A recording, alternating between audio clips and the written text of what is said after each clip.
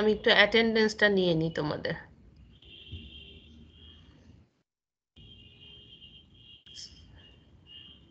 So আমি প্রথমে একবার অ্যাটেন্ডেন্স নিই এবং আর একবার যে কোনো সময় অ্যাটেন্ডেন্সটা নিয়ে করি, কারণ অনেক সময় দেখা যায় যে কোনো কারণে ইন্টারনেট ইন্টারাপশনের জন্য মিস হয়ে গেল, এই জন্য আমি দুইবার অ্যাটেন্ডেন্সটা নিই সাধারণত।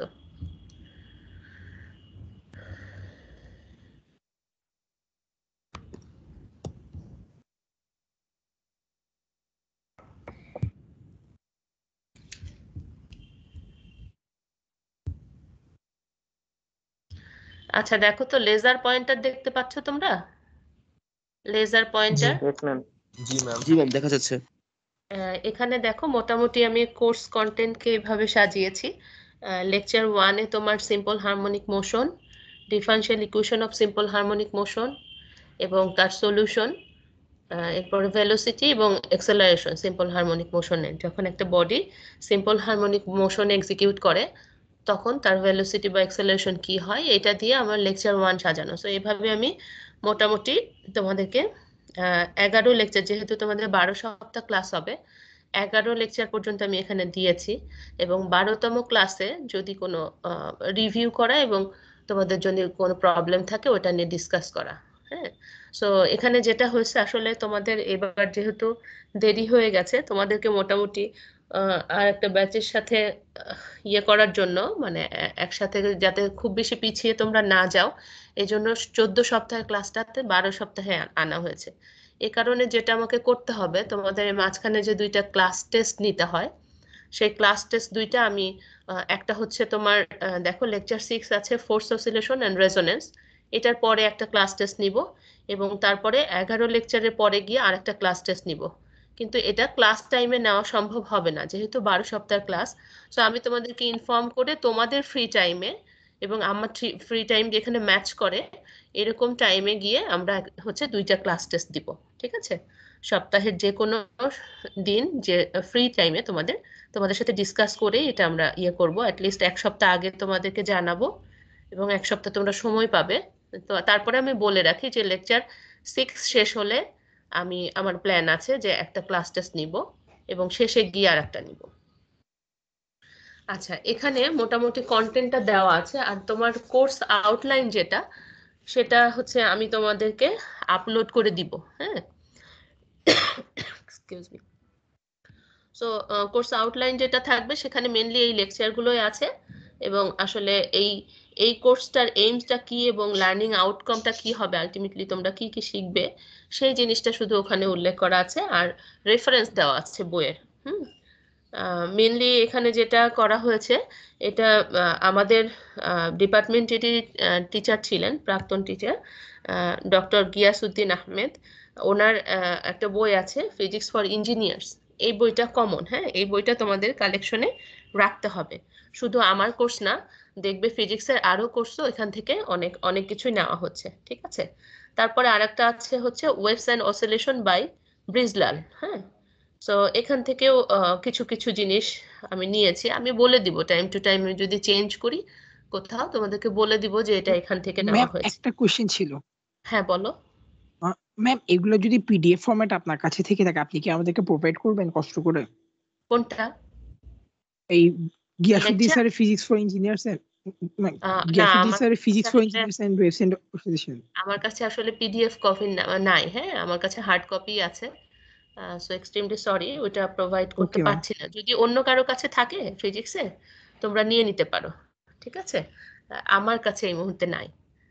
হ্যাঁ, সো তোমাদেরকে এমনিতেও হার্ড কপি তো একটা বই রাখা লাগে। হ্যাঁ, সো সেই ক্ষেত্রে আমি বলবো যে আমি যে অন্য বইগুলোর নাম বলছি যেমন রেজনিক অ্যান্ড হ্যালিডে, এখান থেকেও হয়তো কিছু প্রবলেম আমি দেখাতে পারি, কিংবা আর একটা আছে হচ্ছে এপি ফ্রেঞ্চের বই। হ্যাঁ, সো এগুলো থেকে টুকটাক কিছু, কিন্তু মেনলি গিয়াসউদ্দিন অ্যান্ড গিয়াসউদ্দিন স্যারের ইঞ্জিনিয়ার বইটাই।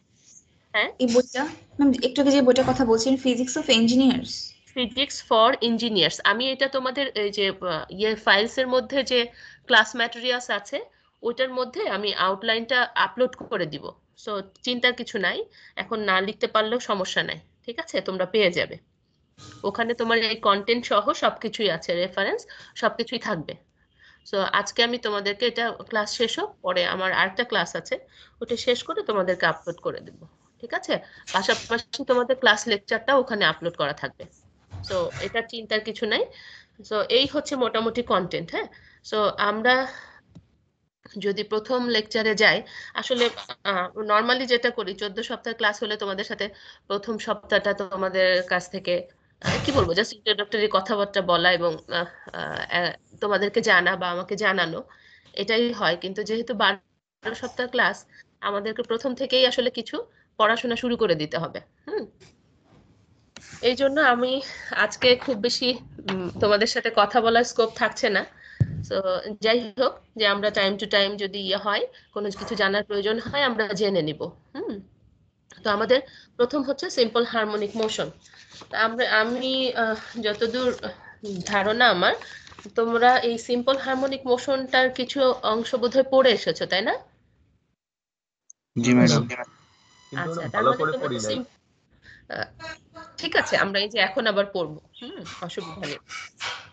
সো আমরা সিম্পল হারমোনিক মোশন বলার আগে প্রথম যে জিনিসটা জানা দরকার সেটা হচ্ছে অসিলেশনটা কি।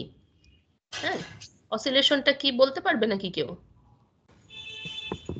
যে কোনো টু অ্যান্ড ফ্রো মোশন, অর্থাৎ ফরওয়ার্ড এবং ব্যাকওয়ার্ড মোশন যদি থাকে অ্যাবাউট এ ফিক্সড পয়েন্ট, সেটাকেই আমরা বলবো অসিলেশন। যে একটা ফিক্সড পয়েন্টের সাপেক্ষে তুমি সামনে যাচ্ছ, পিছনে আসছো, ধরো এক স্টেপ সামনে গেলে এক স্টেপ পিছনে আসলে, এভাবে যদি তুমি মুভ করতে থাকো, সেটাকে আমরা বলবো হচ্ছে অসিলেশন। হ্যাঁ, আর পিরিয়ডিক মোশনটা কি? যে কোনো মোশন যেটা একটা রেগুলার ইন্টারভেলে আবার রিপিট করে, সেটাকে আমরা পিরিয়ডিক মোশন বা হারমোনিক মোশন বলি। তার মানে কি হচ্ছে, any motion that repeats itself at regular intervals is called periodic motion. ঠিক আছে, এখন সিম্পল হারমোনিক মোশন হতে গেলে দেখো প্রপার্টিস গুলো দেখো, মোশন কি হতে হবে? পিরিয়ডিক হতে হবে, এটা হচ্ছে অসিলেটরি হতে হবে, এবং সবচেয়ে বড় বৈশিষ্ট্য যেটা, acceleration is proportional to displacement. Acceleration কি হবে? ডিসপ্লেসমেন্টের প্রপোর্শনাল হবে। এবং এক্সেলারেশন দেখো আমি ব্র্যাকেটে ফোর্স দিয়েছি, কারণ আমরা জানি এফ ইকুয়ালস এম এ, তাই না, নিউটনের সেকেন্ড ল থেকে। তার মানে এক্সেলারেশন যদি প্রপোর্শনাল হয়, অবশ্যই ফোর্সও কি হবে? ডিসপ্লেসমেন্টের প্রপোর্শনাল হবে, কারণ এম আর এ, যেখানে এটা হচ্ছে এক্সেলারেশন আর এমটা হচ্ছে ম্যাস। সো আছে শুধু ডিরেকশন কিসের? এক্সেলারেশনে, তাই না? সেটা প্রপোর্শনাল টু ডিসপ্লেসমেন্ট, তাহলে ফোর্সও হবে প্রপোর্শনাল টু ডিসপ্লেসমেন্ট। এবং এক্সেলারেশন কি হচ্ছে? Always acts towards the mean position, মানে এক্সেলারেশনটা সবসময় কি? মিন পজিশনমুখী, তাই তো? এবং এই সিম্পল হারমোনিক মোশনের, আমার একটু শরীরটা খারাপ, তোমাদের কথা বুঝতে অসুবিধা হলে আমাকে বলো, হ্যাঁ ঠিক আছে? শোনা যাচ্ছে তো আমার কথা, না? Yes ma'am. ক্লিয়ার না শুনতে পারলে আমাকে বলো। সো এখানে যে সিম্পল হারমোনিক মোশন, এটার যে ফাংশন, এটাকে সাইন থিটা এবং কস থিটা দ্বারা ডিনোট করা হয়। এক মিনিট, আমি একটু, আমার ডিপার্টমেন্টে একটা ফোন এসেছে।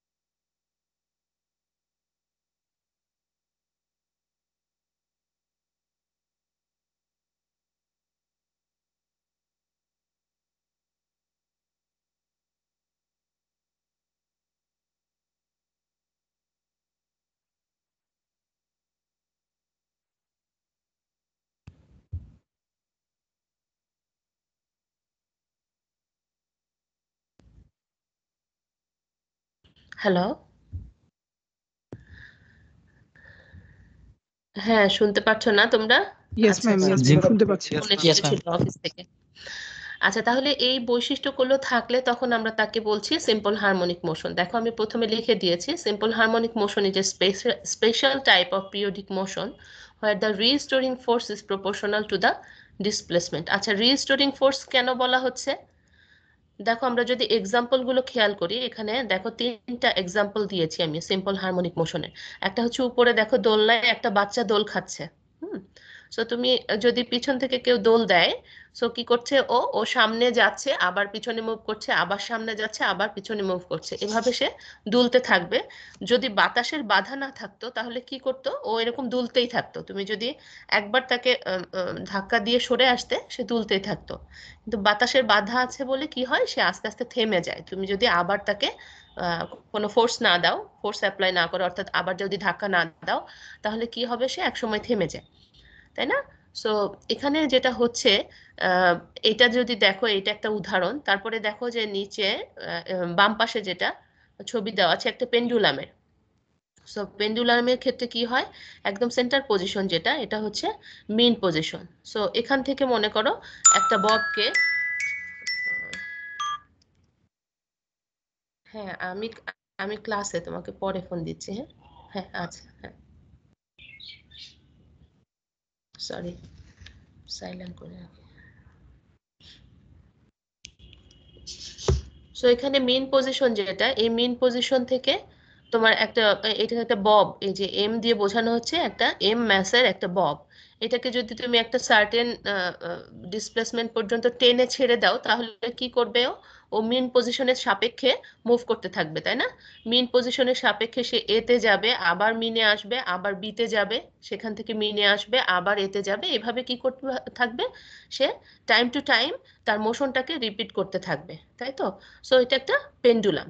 সো এক্ষেত্রে কি হচ্ছে, যখন মিন পজিশন থেকে মনে করো তুমি বি পজিশনে টেনে ছেড়ে দিলে, ওর টেন্ডেন্সি কি থাকবে, ও আসলে চাবে হচ্ছে মিন পজিশনের দিকে যেতে। অর্থাৎ তোমার এক্সেলারেশন বা ফোর্স ওটা কাজ করবে হচ্ছে টুয়ার্ডস দ্য মিন পজিশন, ঠিক আছে? তাহলে তুমি ডিসপ্লেসমেন্টটা করছো হচ্ছে মিন পজিশন থেকে মনে করো ডান দিকে বিতে নিয়ে যাচ্ছ, কিন্তু এক্সেলারেশনটা হচ্ছে কোথায়, তোমার এক্সট্রিম পজিশন থেকে মিন পজিশনের দিকে অলওয়েজ, ঠিক আছে? এক্সেলারেশন দেখো এখানে লেখা আছে যে acceleration always acts towards the mean position. তাহলে যে ফোর্সটা হচ্ছে, সেই ফোর্সটা আসলে কি চাচ্ছে, এই ফোর্সটা চাচ্ছে ববটা যে মিন পজিশনে ছিল সেই পজিশনেই তাকে ফেরত আনতে। সো ওটা ওটা কিভাবে হচ্ছে, এটা হচ্ছে ফোর্সের মাধ্যমে, এবং এই ফোর্সটা কি করতে চাচ্ছে, আগের অবস্থায় আনতে চাচ্ছে। এজন্য এই ফোর্সটাকে বলা হয় হচ্ছে রিস্টোরিং ফোর্স। দেখো এখানে আমি লিখেছি যে where the restoring force is proportional to the displacement always. বা তুমি যদি একটা স্প্রিং এর কথাই চিন্তা করো, স্প্রিং এ তুমি একটা ম্যাস ঝুলিয়ে দিয়েছো, ও কি করবে, ঝুলিয়ে দিয়ে যদি টেনে ছেড়ে দাও, ও vertically ups and down move করতে থাকবে, হ্যাঁ, মিনের সাপেক্ষে। কিন্তু ওর সবসময় টেন্ডেন্সি থাকবে কি, যে স্প্রিংটা যে লেন্থ, ঠিক আছে, ম্যাচ ঝুলিয়ে দেওয়ার পরে যে লেন্থ ছিল, সেই লেন্থ থেকে এক্সটেন্ড করে তুমি ছেড়ে দিচ্ছ, ওর সবসময় টেন্ডেন্সি থাকবে আগের অবস্থায় ফেরত আসা। সো রিস্টোরিং ফোর্সটা সেই ক্ষেত্রে কি হবে, ভার্টিক্যালি আপওয়ার্ড তোমার কাজ করবে, ঠিক আছে? কিন্তু ডিসপ্লেসমেন্টটা হচ্ছে ভার্টিক্যালি ডাউনওয়ার্ড। সো এই জিনিসটা ক্লিয়ার কিনা, সিম্পল হারমোনিক মোশন। যে নিচে আর একটা Yes, ছবি madam. দেওয়া হয়েছে, এক্সাম্পল যেটা দেওয়া হয়েছে, এটা হচ্ছে পেন্ডুলাম। ঘড়িতে, অনেক ঘড়িতেই দেখবে বেশ, মানে আগেকার ঘড়িগুলোতে খুব বেশি ছিল, এখনো দেখা যায় যে পেন্ডুলাম ঝুলানো থাকে, তাই না? তো ওইটাও একটা কি করছে, নির্দিষ্ট সময় পর পর তার মোশনটাকে রিপিট করছে। সো এটা হচ্ছে পিরিয়ডিক মোশন। তাহলে এই হচ্ছে সিম্পল হারমোনিক মোশন এক্সাম্পল এবং তার প্রপার্টিজ। এখন আমরা দেখব যে কেউ কথা বলছো, কিছু বলছো? হ্যাঁ, তোমার কথা না খুব আস্তে শোনা যাচ্ছে, বলো। টেন্ডেন্সি অফ অ্যাক্সেলারেশন যদি ডিসপ্লেসমেন্টের মানে অপোজিট দিকে হয়, তাহলে তো আমরা নেগেটিভ ধরবেন।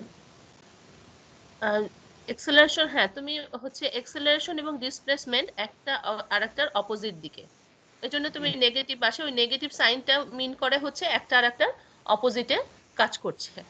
মানে টেন্ডেন্সি কাউন্ট করব আমরা অ্যাক্সেলারেশন। কখনকার কথা বলছো? এই যে আমরা আমরা যাই, এরপরে ইকুয়েশনে যাই, তুমি দেখো আস্তে আস্তে, ঠিক আছে?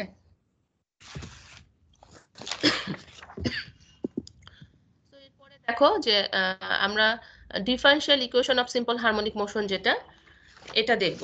সো আমরা যে রেস্টোরিং ফোর্সের কথা বললাম সেই ফোর্সটাকে যদি আমরা বলি এফ সরি আমরা যে ফোর্স অ্যাপ্লাই করা হচ্ছে, ধরো পেন্ডুলামের ক্ষেত্রেই ওকে টেনে ছেড়ে দেওয়া হচ্ছে, কিংবা স্প্রিং এর ক্ষেত্রে যে তোমাকে নিচে টেনে ছেড়ে দেওয়া হচ্ছে। সো এই ক্ষেত্রে কি হচ্ছে, সিম্পল হারমোনিক মোশন এক্সিকিউট যদি করে এবং তাদের ডিসপ্লেসমেন্ট যদি ওয়াই হয়, তাহলে আমরা লিখতে পারি কি এফ ইজ প্রপোর্শনাল টু -1। এই মাত্র কে প্রশ্ন করলো, তুমি দেখো এই যে মাইনাস সাইনটা দেওয়া হয়েছে, এটার মানেই আমরা বুঝতে পারছি যে ফোর্স বা এক্সেলারেশন এটা opposite to the displacement, minus sine ওইটা ইন্ডিকেট করে। ঠিক আছে, সো এই প্রপোর্শনালিটি কনস্ট্যান্টটা মানে প্রপোর্শনালটা যদি উঠিয়ে দিই তাহলে আমরা একটা প্রপোর্শনালিটি কনস্ট্যান্ট পাই, সেটা হচ্ছে কে। এখন আমরা জানি F equal to M A কে আমরা এক্সেলারেশন যেটা সেটাকে আমরা লিখেছি হচ্ছে D square Y by DT square. ঠিক আছে, ডিফারেন্সিয়াল ইকুয়েশনের টার্মে আমরা লিখলাম, এটুকু তোমরা করে এসেছো। তারপরে আমি যেটা করেছি সাইড চেঞ্জ করেছি, করার পরে আমরা ফাইনালি যে ইকুয়েশনটা পেলাম সেটা হচ্ছে D square Y by DT square plus K by M into Y equals 0। এখন এই কে বাই এম সেটাকে আবার বলা হয় হচ্ছে এম ওমেগা স্কোয়ার। দেখো আমি এখানে লিখে দিয়েছি where omega is equal to square root of K by M. So finally যে ডিফারেনশিয়াল ইকুয়েশন হবে সিম্পল হারমোনিক মোশন, একটু আমি এটুকু শেষ করি তারপর বলো। সো সিম্পল হারমোনিক মোশনের যে ডিফারেনশিয়াল ইকুয়েশন সেটা হচ্ছে এটা। হ্যাঁ, সো কোনো একটা বডি যদি সিম্পল হারমোনিক মোশনে এক্সিকিউট করে তাহলে তার ক্ষেত্রে ডিফারেনশিয়াল ইকুয়েশনটা হবে এটা। হ্যাঁ, কে কথা বলছিলে একটু বলো। যেখানে এই যে ওমেগাটা হচ্ছে angular velocity of the particle. হ্যাঁ বলো, আমি কথা তোমাদেরটা অত স্পষ্ট শুনছি না। ম্যাডাম এটাকে এভাবে কেন ধরা হয়? আমরা তো মানে চাইলে অন্য কিছু ধরতে পারতাম, মানে এর সিগনিফিকেন্সটা আসলে কি, কেন K by M K omega square ধরা হয়? এটা হচ্ছে অ্যাঙ্গুলার ভেলোসিটি। তুমি কি করছো মনে করো, একটা সার্কেল দিয়ে যদি দেখানো হতো, আচ্ছা দাঁড়াও দেখা, তোমার মনে করো যে একটা পার্টিকেল, হ্যাঁ একটা সার্কেল যদি কল্পনা করো যে ও সার্কুলার মোশনে মুভ করছে। ঠিক আছে, সার্কুলার মোশনে মুভ করছে, তাহলে একটা ছবি এঁকে দেখাতে পারলে ভালো হতো। এক মিনিট।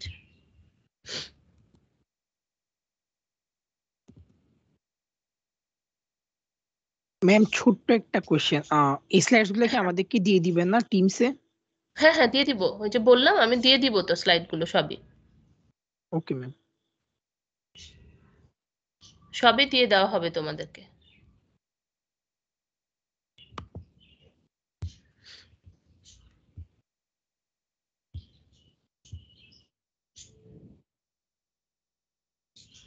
দেখো আমি একটা যদি জিনিসটা সুন্দর হচ্ছে না,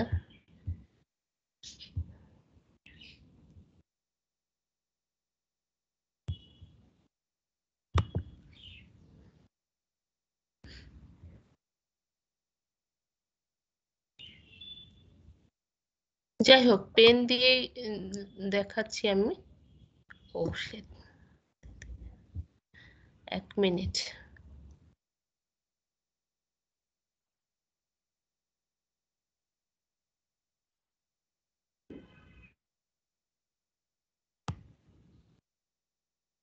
মোটামুটি একটা সার্কেল যদি মনে করো, এখানে একটা পার্টিকেলের কথা যেটা বলছি, সে যদি মনে করে এই পয়েন্টে আছে, এই যে এই পয়েন্টে, এখান থেকে সে সার্কুলার পাথে মুভ করছে, এখানে যাচ্ছে।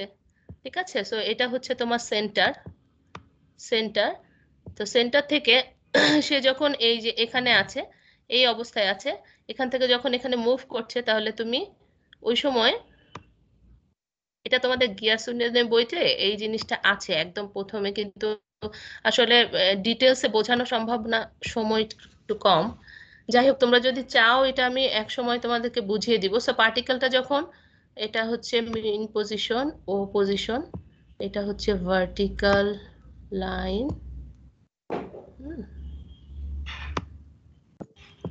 ম্যাম আমরা মনে হয় সার্কেলটা দেখতে পাচ্ছি না।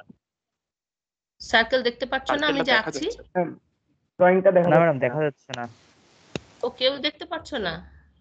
বলো কি লেজার পয়েন্টার তো দেখতে পাচ্ছিলে, হ্যাঁ, লেজার পয়েন্টারটা দেখতে দেখা পাচ্ছিলে যাচ্ছে। না? হ্যাঁ ওটা দেখা যাচ্ছিল। ইরেজার দিয়ে আমি মুছছি এটাও দেখতে পাচ্ছ না?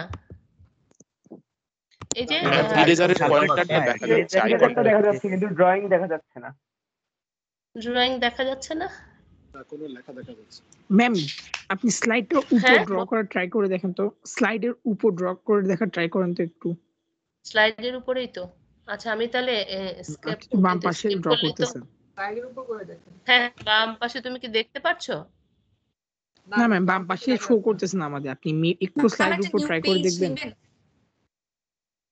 আচ্ছা দাঁড়া আমি তাহলে হোয়াইট বোর্ডে দেখাতে হবে। 1 মিনিট, এখান থেকে বেরিয়ে যেতে হবে।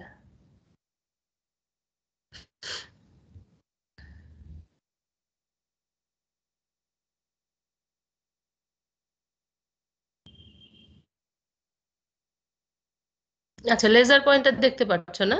এটা দেখতে পাচ্ছ? লেজার পয়েন্টার দেখতে পাচ্ছ না এখন?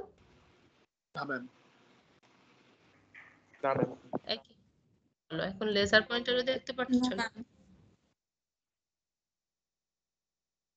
কার্সর দেখছি।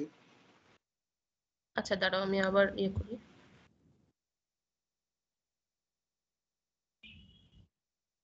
এখন লেজার পয়েন্টার দেখা যাচ্ছে? জি ম্যাডাম। হ্যাঁ ম্যাম দেখা যাচ্ছে। জি ম্যাম। ম্যাডাম আপনি তাহলে ফাইলটার উপর সমস্যা কি? লিখলেই হবে মনে হয়।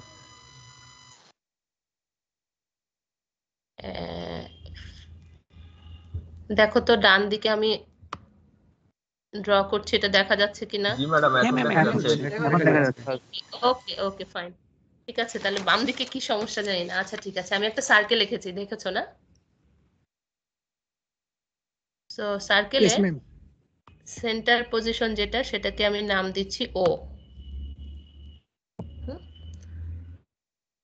So T is equal to 0 সময়ে মনে করো পার্টিকেলটা আছে এই যে, এই দেখো আমি সার্কেলের সার্কামফারেন্সের উপরে একটা ক্রস মার্ক দিয়েছি, দেখা যাচ্ছে না? Yes ma'am. আচ্ছা মনে করো টি ইজ ইকাল টু 0 সময়ে পার্টিকেলটা এখানে আছে, ঠিক আছে? তারপরে একটা সার্টেন টাইমে পার্টিকেলটা ওখান থেকে মুভ করছে, করে দেখো আমি আর একটা ক্রস মার্ক দিয়েছি উপরে, এইটা পজিশনটাকে আমি নাম দিচ্ছি হচ্ছে এস। এই পজিশনে আসলো এবং এদের মধ্যবর্তী একটা অ্যাঙ্গেল, এটাকে আমি বলছি ওমেগা টি। সরি,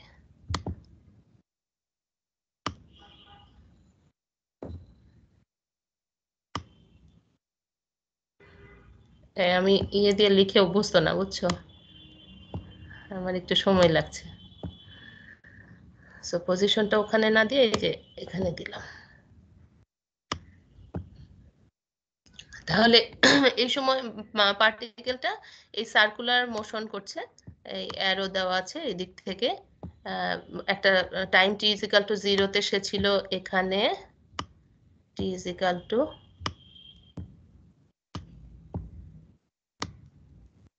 0-তে এখানে, T is equal to t/4 এ সে এই পজিশনে 90 ডিগ্রি শিফট করলো। তারপরে টি ইজ ইকাল টু t/2-তে সে মনে করো এই যে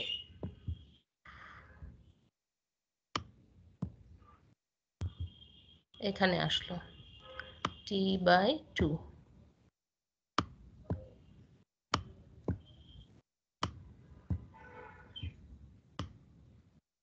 t/2-তে এখানে আসলো। তাহলে কি হচ্ছে, মুভ করছে বডিটা তোমার সার্কুলারলি, কিন্তু মানে রোটেশনাল মোশন হচ্ছে, ইউনিফর্ম রোটেশনাল মোশন, কিন্তু তোমার পার্টিকেলটা আসলে যাচ্ছে হচ্ছে এখানে যদি বলি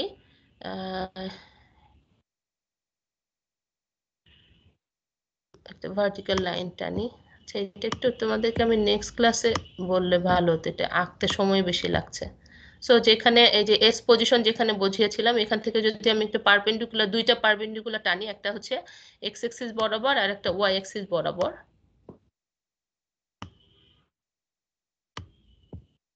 এটা ওয়াই অ্যাক্সিস বরাবর গেল আর এক্স অ্যাক্সিস বরাবর।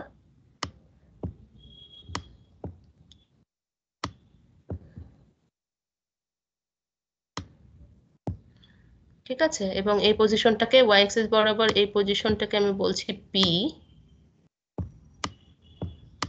পি, আর এটাকে বলছি আমি কিউ। সেন্টার পজিশন ও। তাহলে যখন এই বডিটা হচ্ছে তোমার মুভ করছিল ইউনিফর্ম মোশনে একটা সার্কেল বরাবর, তখন পার্টিকেলটার অসিলেশন হচ্ছে তোমার এই যে যদি ভার্টিক্যালের চিন্তা করো তাহলে ওপি, ওপি বরাবর, অর্থাৎ টি ইজিক্যাল টু 0 থেকে যখন টি ইজিক্যাল টু 4 এ যাচ্ছে তখন সে কি করছে, 4 এ যখন যাবে তখন সে আবার নিচের দিকে মুভ করবে। সো এইভাবে অসিলেশনটা হবে তোমার উপর নিচে, মানে বডিটা মুভ করছে সার্কুলারলি কিন্তু তোমার অসিলেশনটা হবে হচ্ছে উপর নিচে, ভার্টিক্যালি আপ অ্যান্ড ডাউন। কিংবা যদি এক্স এক্সিসে চিন্তা করো তাহলে হবে হচ্ছে তোমার ডানে বামে। ঠিক আছে, অসিলেশনটা হবে ডানে বামে। সো ওইখান থেকে তোমরা ফাইনালি আসলে এই ইকুয়েশনটা আসে। সো তোমরা যদি ডিটেলস তোমাদের ইন্টারেস্ট থাকে কারো, এটা গিয়াসউদ্দিনের বইয়ে করে দেওয়া আছে, তোমরা একটু এটা দেখে নিতে পারো। ঠিক আছে, এখানে ডিটেলস করাতে গেলে আমি আর লেকচারটা শেষ করতে পারবো না। সো ওমেগা হচ্ছে আমরা বলছি হচ্ছে অ্যাঙ্গুলার অ্যাক্সেলারেশন। ঠিক আছে, বডিটা যে সার্কুলারলি মুভ করছে তার অ্যাক্সেলারেশন, অ্যাঙ্গুলার অ্যাক্সেলারেশনটা হচ্ছে ওমেগা। আচ্ছা, এখন তাহলে এইটাও গেল আমার ডিফারেনশিয়াল ইকুয়েশনটা। ডিফারেনশিয়াল ইকুয়েশন হচ্ছে তোমার D square Y by DT square plus omega square Y equals 0, যেখানে ওমেগা সমান হচ্ছে square root of K by M. এখন এই ডিফারেনশিয়াল ইকুয়েশনটা যদি আমরা সলভ করতে চাই তাহলে একটু জিনিস মনে রাখতে হবে। আচ্ছা, আমি লেজার পয়েন্টারটা আবার আনি। সলিউশন করার জন্য, জেনারেল একটা সলিউশন পাওয়ার জন্য আমরা কি করছি, এই যে প্রিভিয়াস ইকুয়েশন, আমি কিন্তু স্লাইড চেঞ্জ করছি, তোমরা দেখতে পাচ্ছ কিনা? ইকুয়েশন 2 যেটা, এটার Yes, বোথ sir. সাইডে আমরা একটা টার্ম দিয়ে মাল্টিপ্লাই করছি। হ্যাঁ, ইকুয়েশন 2 এর বোথ সাইডে আমরা একটা টার্ম দিয়ে মাল্টিপ্লাই করছি, এটাকে একটা ফর্মে আনার জন্য, একটা সিম্পল ফর্মে আনার জন্য, যাতে আমরা ইন্টিগ্রেশন করতে পারি। এই জন্য 2 ইন্টু ডিওয়াই বাই ডিটি এই টার্ম দ্বারা ইকুয়েশন 2 কে আমরা মাল্টিপ্লাই করেছি। দেখো, করার পরে তারপরে যদি আমরা ইন্টিগ্রেশন করি উইথ রেসপেক্ট টু টাইম, তখন আমরা পাবো এই যে ইকুয়েশন 3 যেটা লিখেছি সেই ইকুয়েশন 3টা।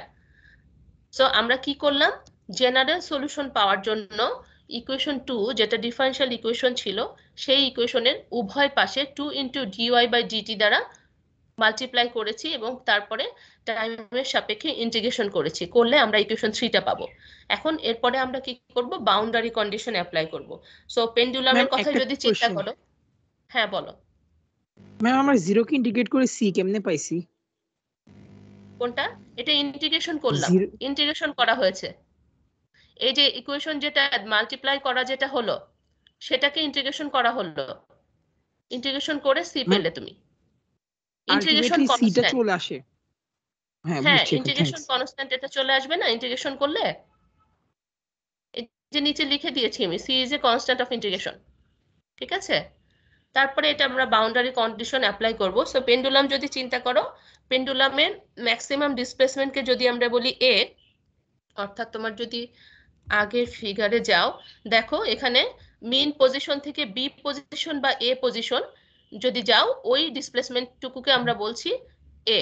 ঠিক আছে, এই ডিসপ্লেসমেন্ট যদি এ হয় তাহলে কি হবে, আমরা জানি কি যে পেন্ডুলামের ক্ষেত্রে ম্যাক্সিমামে যখন যাচ্ছে তখন কি হচ্ছে, ভেলোসিটিটা 0 হয়ে যাচ্ছে, তাই না? এবং মিন পজিশনে তার ভেলোসিটিটা সবচেয়ে বেশি 0 হয়ে যাচ্ছে বলে তো সে ওখানে থেমে যাচ্ছে, এক্সট্রিম পয়েন্টে গিয়ে ওখানে গিয়ে, অর্থাৎ এ ডিসপ্লেসমেন্টের পরে গিয়ে সে ওখানে থেমে যাচ্ছে। সো এটা একটা বাউন্ডারি কন্ডিশন আমরা অ্যাপ্লাই করব, যে যখন y is equal two a তখন কি হচ্ছে, এটা একটা কনস্ট্যান্ট মান যেহেতু, তাহলে dy বাই dt কি হবে, 0 হবে। সো ভেলোসিটি 0 এট ম্যাক্সিমাম ডিসপ্লেসমেন্ট পজিশন বা এক্সট্রিম পজিশন বলা হয় ওটাকে। এই বাউন্ডারি কন্ডিশনটা অ্যাপ্লাই করে আমরা c এর ভ্যালুটা বের করব। ইকুয়েশন 3 তে যদি আমরা বসাই তাহলে আমরা কি পাচ্ছি, এটা এই টার্মটা 0 পাচ্ছি, সেখান থেকে তুমি পাচ্ছ হচ্ছে c equals omega square a square. Madam প্রথম ইকুয়েশনে 2 দ্বারা গুণ করা হলো কেন? শুধু 2 না, 2 ইনটু dy বাই dt এই টার্মটা দ্বারা গুণ করা হয়েছে উভয় পাশে। ম্যাডাম 2টা তো এমনিতেও নাল হয়ে যায়, তো ওটা কেন বাড়তি গুণ করা হলো? না না, তুমি ইন্টিগ্রেশন করতে গেলে তো তোমার 2 আসবে না। এটাকে তুমি যদি দেখো, এই যে 3 থেকে তুমি উল্টা দিকে যাও, 3টাকে কি করছো তুমি ইন্টিগ্রেশন করছো, তাই না? সো এই ডিওয়াই বাই ডিটি কে যদি তুমি এক্স ধরো, তাহলে এটা কি হচ্ছে এক্স স্কোয়ার, তাই না? এক্স স্কোয়ার হলে এক্স স্কোয়ারকে যখন ইন্টিগ্রেশন করছো তখন কি হচ্ছে twice Y DY by DT, তাই না? সেই 2 টার্মটা মানে উল্টা দিক থেকে যদি তুমি আসো, সেই যে 2 টার্মটা আসছে সেটা তুমি এই যে 2 না থাকতো তাহলে কি ইন্টিগ্রেশন যদি করতে তাহলে কি এই টার্মটা পেতে? এই টার্মটা পেতে না। বোঝা গেছে কিনা আমার কথা? কেউ বুঝেছো? Yes, ma'am. 3 নাম্বার টার্মে ডিওয়াই বাই ডিটি কে তুমি এক্স ধরো, হ্যাঁ এক্স ধরলে তাহলে কি হচ্ছে এক্স স্কোয়ার হচ্ছে না? সেটার ইন্টিগ্রেশন করলে কি হবে টুয়াইস এক্স ডিএক্স। সেই এক্স সমান কত আমার ডিওয়াই বাই ডিটি, তাহলে এই টার্মটা 2টা কোথা থেকে আসবে? না হলে তুমি Yes, এখান ma'am, থেকে বুঝা সেকেন্ড গেছে। টার্মটা থেকে তুমি থার্ড টার্মে আসতে গেলে অবশ্যই তোমার 2 দরকার হবে। ঠিক আছে, ইন্টিগ্রেশন করে দেখো, এটাকে এক্স ধরবা আর একটু সিম্পলিফাই করে করে দেখো, এটা প্রয়োজন হবে। তাহলে ওই সি এর মানটা এখন আমি ইকুয়েশন 3 তে বসিয়ে দিলাম। বসিয়ে দেওয়ার পরে আমরা পাচ্ছি ফাইনালি ডিওয়াই বাই ডিটি সমান প্লাস মাইনাস ওমেগা। আচ্ছা আমাকে তোমরা আচ্ছা 45 50 আসলে একটু রিমাইন্ডার দিবে, ঠিক আছে? সো এখান থেকে আমরা ডিওয়াই বাই ডিটি পেয়ে গেলাম। এখন এটাকে আবার আমরা যদি টাইমের সাপেক্ষে ইন্টিগ্রেট করি তাহলে আমরা ফাইনালি পাবো, এটা এই স্টেপটা তোমাদের আমার আশা করি বলা লাগবে না কারণ জাস্ট ইন্টিগ্রেশন করেছি, করে ফাইনালি আমরা পাচ্ছি y equals a sin omega t plus phi. আচ্ছা ফাইটা কি বলো তো, কে বলতে পারবে? ফাইটা হচ্ছে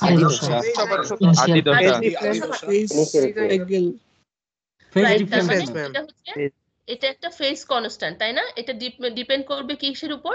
ডিসপ্লেসমেন্ট এবং ভেলোসিটির উপর। ওই পার্টিকেলটা যেটা টাইম t = 0 তে কোন অবস্থাতে আছে ওই অবস্থার উপর নির্ভর করবে। এই জন্য এটাকে ওই যে তোমরা বাংলায় যেটা বললে আদি দশা, তাই না? এটা হচ্ছে একটা ফেজ কনস্ট্যান্ট। তার মানে এই যে ইকুয়েশন দেখো, আমি বলেছিলাম প্রপার্টিজের মধ্যে যে হচ্ছে তোমার সিম্পল হারমোনিক মোশনের যে হারমোনিক ফাংশন সেটা কি হবে? আইদার সাইন ফাংশন বা কস ফাংশন হবে। এখানে আমরা দেখিয়েছি সাইন ফাংশন। সো আমি ওই যে সার্কেল একটা আঁকলাম না, সার্কেলের যদি আমরা ভার্টিক্যাল এক্সিস কনসিডার করি তাহলে একটা পাবো, আর যদি হরিজন্টাল এক্সিস কনসিডার করি তাহলে আরেকটা পাবো। অর্থাৎ আইদার তুমি সাইন ফাংশন পাবা অথবা তুমি কোসাইন ফাংশন পাবা, ডিপেন্ডিং অন যে তুমি ইকুইলিব্রিয়াম থেকে উপর নিচ কনসিডার করছো নাকি টুয়ার্ডস ব্যাকওয়ার্ড মানে ফরওয়ার্ড ব্যাকওয়ার্ড কনসিডার করছো তার উপর। তার মানে সিম্পল হারমোনিক মোশনের ফাংশনটা হবে একটা হারমোনিক ফাংশন। সো এটা একটা জেনারেল সলিউশন সিম্পল হারমোনিক মোশনের। আবার জানি কে কথা বলছিলে, কথা বোঝা যাচ্ছে না, কথা বোঝা যাচ্ছে না তোমার? ম্যাডাম দুইটার মধ্যে ডিফারেন্স কি উপরে নিচে আর ডানে বামের না, কোনো মধ্যে? ডিফারেন্স নাই, ডিফারেন্স নাই। তুমি হচ্ছে পার্টিকেলটা কোন মোশনটাকে কনসিডার করছো সেটার উপর নির্ভর করছে। সে এটা আইদার সাইন ফাংশন হতে হবে পারে অথবা কস ফাংশন হতে পারে। ঠিক আছে, এটা কোনো তেমন কোনো ডিফারেন্স নাই। সাইন আর কোসাইনের যতটুকু ডিফারেন্স, সাইন যেরকম হচ্ছে সাইন 0 ডিগ্রিতে কত এর মান 0, কজের মান কত 1, জাস্ট এতটুকুই পার্থক্য। ঠিক আছে, এতটুকুই পার্থক্য। ওই যে বললাম যে তোমার যে কোনো ভ্যালু আছে ফেজের ভ্যালুটা তুমি পার্টিকুলার t = 0 তে তোমার ডিসপ্লেসমেন্ট বা ভেলোসিটিতে কোন অবস্থায় আছে, তুমি যদি কোসাইন ফাংশন ধরো তার মানে t = 0 তে সে 1 এ আছে, তাই তো? 1 থেকে সে আস্তে আস্তে তার ভ্যালুটাকে চেঞ্জ করবে। যদি সাইন ফাংশন হয় t = 0 তে তুমি যদি চিন্তা করো তাহলে সে কি হবে 0 পজিশনে আছে, সো সে 0 থেকে স্টার্ট করে সে মুভ করবে। এতটুকু ডিফারেন্স, আর কোনো ডিফারেন্স নেই। ঠিক আছে, এখন কি করা হয়েছে, এখন আমরা তো পেয়ে গেলাম জেনারেল সলিউশন। এই সলিউশনটা থেকে আমরা ভেলোসিটি এবং তার এক্সেলারেশনটা দেখব। দেখো y = a sin omega t plus phi, এটা আমাদের ইকুয়েশনটা, তাই না? ডিসপ্লেসমেন্টের ইকুয়েশন আমরা পেলাম। এখান থেকে জাস্ট y বাই a কে ডান পাশে নেওয়া হয়েছে। এবার যদি এটা হচ্ছে গেল, তাহলে আমরা যদি এই y = a sin omega t plus phi এটাকে একবার টাইমের রেসপেক্টে ডিফারেন্সিয়েট করি তাহলে সেটা কি হবে? ভেলোসিটি, তাই না? সো ওখান থেকে আমরা এই যে ভেলোসিটিটা পেয়ে গেছি, ভেলোসিটি হচ্ছে plus minus omega square root of a square minus y square. আর এক্সেলারেশনটা কি হবে যদি আমরা ভেলোসিটিটাকে আরেকবার ডিফারেন্সিয়েশন করি? এটা তোমাদের জানা, এখানে আসলে প্রথম লেকচারে এত কিছু তোমাদের আমি আশা জাস্ট বলা লাগবে না। সো দুইবার ডিফারেন্সিয়েশন করার পরে আমরা দেখো আমি এটাকে আলফা বলেছি এক্সেলারেশনটাকে, কারণ এ কে যেহেতু আমরা ডিসপ্লেসমেন্ট বলেছি এই জন্য আমি এক্সেলারেশনটাকে এখানে আলফা বলেছি। কিন্তু দেখা যাবে যে এরপরে অনেক সময় এটাকেই সাধারণত এক্সেলারেশন বলা হয়, জাস্ট আমি এখানে ডিস্টিংগুইশ করার জন্য এখানে আলফা বলেছি, যেহেতু ডিসপ্লেসমেন্টটাকে আমরা এ ধরেছি এই জন্য। তাহলে আলফা সমান হচ্ছে মাইনাস ওমেগা স্কোয়ার ওয়াই। এখন এই দুইটা থেকে ইকুয়েশন যে পেলাম ভেলোসিটি এবং এক্সেলারেশন, এখান থেকে কি করতে পারি আমরা আইডেন্টিফাই করতে পারি যে ভি কোথায় ম্যাক্সিমাম এবং এক্সেলারেশন কোথায় ম্যাক্সিমাম। আচ্ছা এখানে আমি আরেকবার বলে দিয়েছি আমি যে negative sign indicates that the direction of Y and alpha are opposite to each other. So এখান থেকে ম্যাক্সিমাম ভেলোসিটি কখন হবে, এই ইকুয়েশনে এই যে দেখো আমি রেড কালার দিয়ে মার্ক করেছি ভেলোসিটির যে ইকুয়েশন, এই ইকুয়েশনে যদি আমরা বাউন্ডারি কন্ডিশন অ্যাপ্লাই করি অর্থাৎ ম্যাক্সিমাম ভেলোসিটি পাবো হচ্ছে অ্যাট মিন পজিশন, অর্থাৎ ওয়াই ইজ ইকুয়াল টু যখন 0 হবে এই ইকুয়েশনে ওয়াই ইজ ইকুয়াল টু 0 হলে তোমার কি হবে ম্যাক্সিমাম ভ্যালুটা তুমি পাবে, এবং ম্যাক্সিমাম ভ্যালুটা হচ্ছে প্লাস মাইনাস ওমেগা এ। সো ভি ম্যাক্স সমান হচ্ছে প্লাস মাইনাস ওমেগা এ, সেটা কোন পজিশনে, সেটা হচ্ছে অ্যাট মিন পজিশন অর্থাৎ ওয়াই ইকুয়ালস 0-তে। আচ্ছা আর মিনিমাম ভেলোসিটি কখন হবে, যখন হচ্ছে ম্যাক্সিমাম ডিসপ্লেসমেন্ট হবে অর্থাৎ Y is equal to A, extreme position যেটা, সেই পজিশনে গিয়ে কি হচ্ছে এই ইকুয়েশনটাতে যদি দেখো এখানে যদি এ বসিয়ে দাও তাহলে এই টার্মটা 0 চলে আসবে, অর্থাৎ এই ভেলোসিটিটা হবে মিনিমাম ভেলোসিটি। ম্যাক্সিমাম এক্সেলারেশন কোথায় হবে, জাস্ট অপোজিট টু ভেলোসিটি, তাই না? ভেলোসিটিটা তোমার ম্যাক্সিমাম ছিল মিন পজিশনে, আর এই ক্ষেত্রে এক্সেলারেশনটা ম্যাক্সিমাম হবে হচ্ছে তোমার এক্সট্রিম পজিশনে। এই যে জাস্ট এখানে ভ্যালুটা বসিয়েছি, নিচের যে তোমার এক্সেলারেশন ইকুয়েশন সেখানে বাউন্ডারি কন্ডিশন অ্যাপ্লাই করা হয়েছে। তাহলে আমরা পাচ্ছি যে maximum acceleration at extreme position which is minus omega square A, আর minimum acceleration at mean position অর্থাৎ Y is equal to A তে এটা মিনিমাম এক্সেলারেশনটা হচ্ছে তোমার 0। তো আজকে আমি অল্পই পড়াবো, এই যে এতটুকুই তোমাদের পড়া। এর মধ্যে এখন বলো যে তোমাদের কোনো কিছু বুঝতে অসুবিধা আছে কিনা। তুমি প্রথমে যে কোশ্চেন করলে তুমি একটু গিয়াসউদ্দিনের বইটা কালেক্ট করে, মানে ওটা একটু বড় তোমার ইয়েটা সার্কুলার মোশন দিয়ে একটা সার্কেল থেকে তোমার এই একইভাবে আমি আজকে এখানে যেটা ডিফারেনশিয়াল ইকুয়েশনে সলভ করে যে ভেলোসিটি এক্সেলারেশন বের করা হলো এই একই জিনিস তুমি ওখান থেকে পাবে, এবং ওখানে হচ্ছে দেওয়া আছে, ঠিক আছে? ওমেগা তুমি তখন ক্লিয়ারলি বুঝতে পারবে এটা যে অ্যাঙ্গুলার এক্সেলারেশন, এবং এটার অ্যাঙ্গেলটার উপর ডিপেন্ড করে যে ফাইনালি ক্যালকুলেশনটা আসছে ওটা একটু ওখানে দেখে নিবে। তারপরে যদি কোনো কিছু বুঝতে অসুবিধা হয় ওই পার্টে আমাকে একটু নক করলেই হবে, আমি তোমাকে এক সময় ফ্রি টাইমে ওটা বুঝিয়ে দিব। আমার কথা শুনতে তোমাদের একটু কষ্ট হতে পারে, আমি আসলে খুব সিক, মানে আমি আসলে corona affected, corona positive. So আমার যেটা হচ্ছে যে ঠান্ডাটা বেশি, টেম্পারেচার অত না, ঠান্ডাটা অনেক বেশি, নিঃশ্বাসে একটু কষ্ট হচ্ছে। So extremely sorry for that.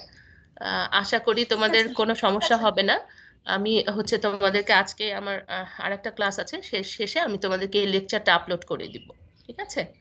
So don't worry, এটা এমন কিছু না, এবং এই কোর্সটা খুব বেশি কঠিন না, জাস্ট প্রথম থেকে একটু তোমরা যদি সিরিয়াসলি ইয়ে করো আশা করি কোনো সমস্যা হবে না। হ্যাঁ, আমি আরেকবার তোমাদের ইয়েটা